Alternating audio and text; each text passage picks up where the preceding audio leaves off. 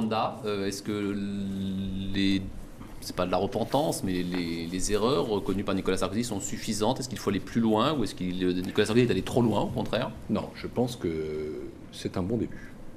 C'est-à-dire qu'il fallait reconnaître absolument des erreurs graves qui ont été commises par la France avant le génocide, c'est-à-dire le soutien au régime qui existait alors, régime soutien très marqué, et après, avec cette opération turquoise, dont les conditions de protection de certains sont, je crois, contestables. Ce qui veut dire que la France pourrait avoir une responsabilité directe dans le génocide de 1994 ?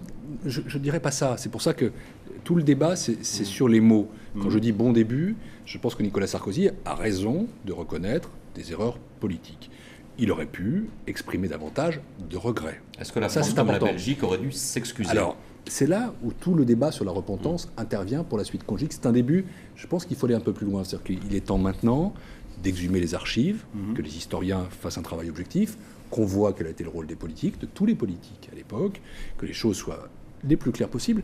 Et si oui, il est prouvé que la France a des responsabilités, il faut rappeler que c'était une époque de cohabitation à l'époque. Absolument. François Mitterrand était président, Alain Juppé était ministre des Affaires étrangères, Balladur était Premier ministre. Tout à fait. Et donc je pense qu'aujourd'hui tous ces acteurs ne sont plus là, mais il y en a certains dont on peut examiner le rôle aussi.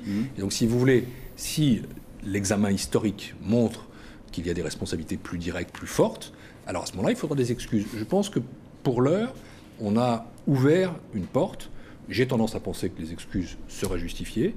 Je demande aussi qu'un travail historique supplémentaire soit fait pour ça. On sait aussi que des personnes qui sont soupçonnées d'être des génocidaires, d'avoir participé au génocide, sont réfugiées en France. Il faudrait que la justice française accélère un peu le mouvement. Il faut qu'on soit capable de faire le clair sur tout ça. Et à partir de ce moment-là, oui, les excuses, les regrets, les erreurs, la reconnaissance des erreurs est un premier pas, les regrets en est un second, les excuses un troisième. Il faudra y parvenir quand même.